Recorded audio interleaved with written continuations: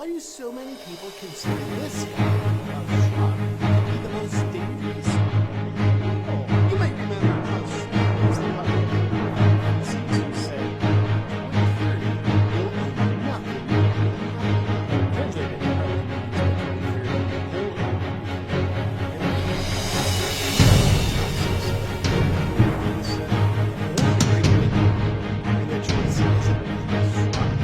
own One of the features of this fourth industrial revolution is that it doesn't change what we are doing, but it changes us. The difference of this fourth industrial revolution is it doesn't change what you are doing, it changes you. If you take genetic editing, right. Just as an example, it's you who are changed. Yeah, and of course this has a big impact on your identity. Yeah. Editing your genes? Cool, I'll explain that later. But first, why do so many people consider this guy, Klaus Schwab, to be the most dangerous man in the world? Well, there's some reasons. A lot of them. You might remember Klaus Schwab as the puddle of liquefied feces who said, by 2030, you'll own nothing and be happy about it. Translated, that probably means by 2030, he'll own everything and he'll be happy about it. But how does he expect you to own nothing and be happy about it? Oh, he's got a plan. Now, I'll tell you about it in a minute. But before I do, a little bit about Klaus Schwab. He's the author of COVID-19, The Great Reset. What a grand opportunity indeed. Oh, and his book was published on July 9th, 2020.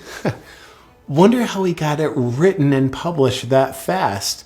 It's almost like maybe he pre-wrote it before he started the pandemic. Before the pandemic started. Old Klaus is also the founder and chairman of the World Economic Forum, an organization that faces the public with very noble sounding goals of creating a better world. Fear-mongering about climate change and disease are big goals of theirs. Welcome to Davos. Just park your private jet over there and then go inside and pretend to be concerned about climate change. Klaus and the World Economic Forum want a worldwide digital ID system that determines your access to goods and services. It would monitor your online behavior, purchases, and biometrics. It kind of seems like he just wants to do away with the whole democratic process and give all the power to the state and whoever runs the state, the deep state. But that's based on both his words and actions, so it's probably an inaccurate observation. Was Dr. Evil's character based on this reptile? Mr. Schwab writes the following. One of the greatest lessons of the past 5 centuries in Europe and America is this. Acute crisis contribute to boosting the power of the state. It's always been the case, and there is no reason why it should be different with the pandemic. Nobody ever elected Klaus Schwab to anything. This all just sounds like conspiracy, doesn't it? The World Economic Forum are good guys. Haven't you seen the headlines they pay for? Go green, right? Right? That's probably right. They truly are good guys. Accordingly, you'll be excited to hear that the lineup of World Economic Forum speakers at their annual gathering of elites in Davos included such benevolent humanitarians like Xi Jinping, the leader of the Chinese Communist Party, who's currently committing genocide, Anthony Fauci, who's arguably currently involved in crimes against humanity, and Bill Gates, who's arguably currently involved in crimes against humanity, and Australian Prime Minister Scott Morrison, who's arguably currently involved in crimes against humanity. What a great lineup! But my favorite Economic Forum speaker of all time is this reptile, Klaus Schwab's top advisor, Dr. Yuval Noah Harari.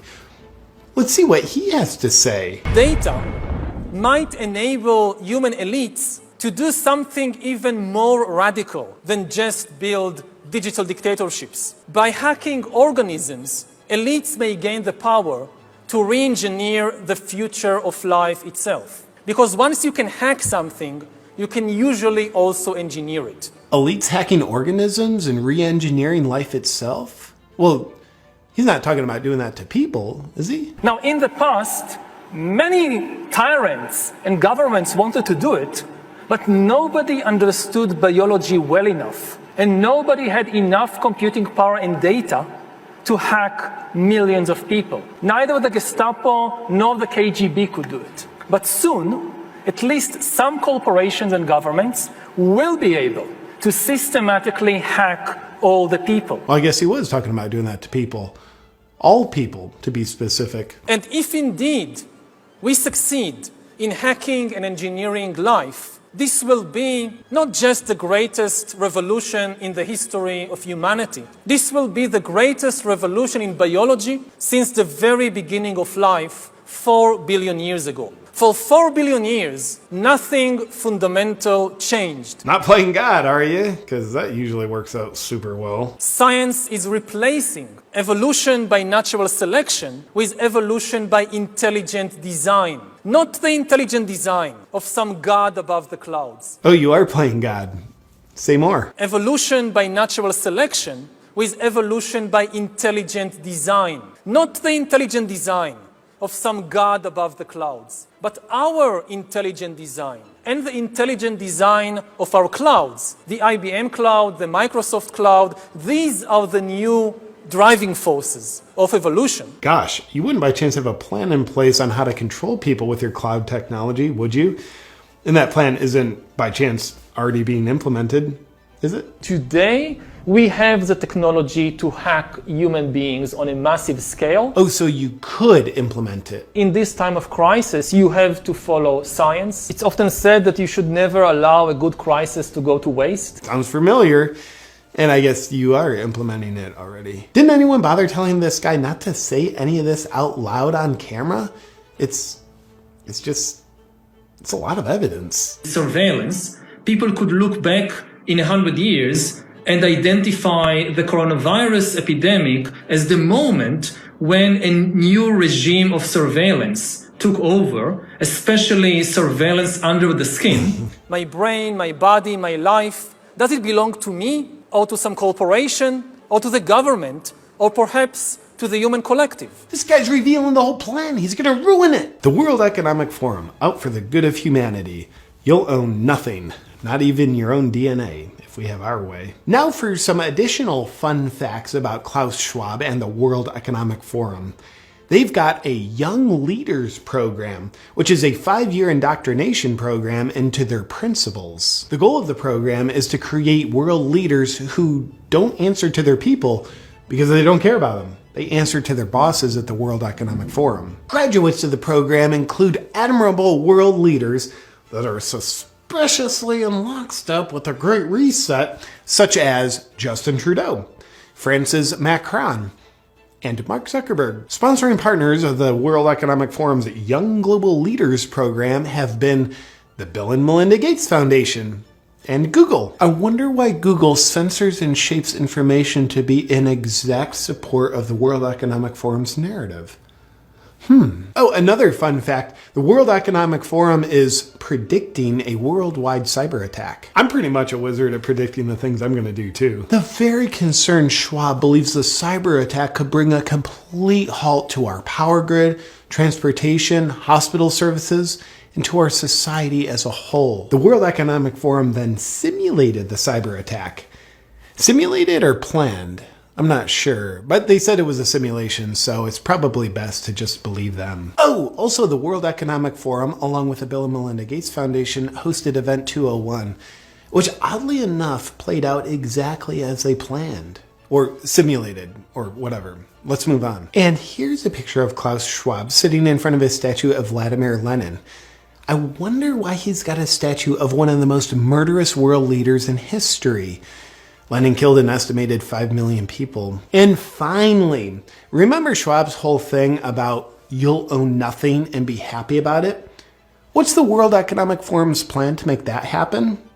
Well, it's probably nothing, but consider this. BlackRock is an investment firm with $9 trillion under management, which is a higher GDP than every country on Earth, aside from the US and China. Therefore, it turns out BlackRock has more political and financial influence than the Federal Reserve and most governments. Sounds cool, but what's the connection with the World Economic Forum? Well, again, and it's probably nothing, but BlackRock CEO Larry Fink is also just a board member of the World Economic Forum. Well, that's super convenient. and probably just a coincidence. Is the World Economic Forum and BlackRock colluding in corporatism, where an unelected corporate elite dictates top-down to the population? Well, they couldn't be doing that because they'd have to infiltrate the government, which they haven't done. Except for, in one of Joe Biden's first appointees once he took office, he named Brian Deese to be the director of National Economic Council. Brian Deese came from BlackRock, where he was a global head of sustainable investing, and now he's Biden's main advisor for economic policy. But Biden's making the policy decisions, not the unelected corporate elites at BlackRock and the World Economic Forum. Of course Biden's making all the decisions. Let's not be silly. Oh, look, there's a picture of Biden in the audience at the World Economic Forum. Oh, and also Kamala Harris's chief economic advisor is Michael Pyle. He came from BlackRock, where he was a global chief economic strategist, overseeing the strategy for investing $9 trillion. Well, it looks like corporatism, but it's probably not. But if it was, it would actually be a viable strategy for BlackRock and the World Economic Forum to own everything and for you to own nothing. Oh, fun fact, BlackRock is buying up single-family homes at an alarming rate, oftentimes paying 20 to 50% above asking price, so normal people like you and I can't own the homes. Now, there is an interesting pattern to all this. You know how you hear about ancient tyrannical rulers who would rule over their dumb people by saying things like, yeah, if you don't do all of this slave labor and let me sleep with your wives, then God's going to make you all perish in a deadly storm. Well, God told me, and because I'm elite, I have access to this knowledge and you don't. So you better do as I say or you're going to die. Well, us peasants can't perceive what the king can, so we better do as he says. Go ahead and bang my wife. And thank you for doing it for my protection, King. Good old fear-mongering, a predictable pattern as old as time itself. But with Klaus and the World Economic Forum, it's climate change is gonna kill you, disease is gonna kill you, and a cyber attack's gonna get ya. So you better do as we say, or you're gonna die. I don't know, the weather looks pretty good to me. Why don't you ever smile, Klaus? You look like a sociopath. No, you don't understand. We elites have access to knowledge that you don't. So you better listen to us or you're gonna die. Same old fun pattern of fear-mongering. They know of the scary problems and only they have the solutions. So listen up or you're gonna die. Gotcha, Klaus. Nothing new here. We see you. In conclusion to the question, is Klaus Schwab the most dangerous man in the world? Here's his top guy again. Humans are now hackable animals. You know, the whole idea that humans have, you know, they have this soul or spirit and they have free will and nobody knows what's happening inside me. So whatever I choose, whether in the election or whether in the supermarket, this is my free will, that's over. Free will, that's over. It will indeed be over. If you outsource your thinking to outside influences and take the easy way out by choosing obedience over bravery. Doing so makes you very susceptible to being manipulated by fear. And if this happens, you will fail at remaining a free, sovereign individual. But here's how Schwab and his friends, who sociopathically never smile, fail at their great reset, and you succeed at remaining a free, sovereign individual. Be guided by your own critical thinking and what your heart and soul knows is right. And choose bravery over obedience. Obedience or bravery? Outsource your perspectives or do your own critical thinking? We are in the process of either the Great Reset or the Great Awakening, and the choice isn't Klaus Schwab's. The choice is yours.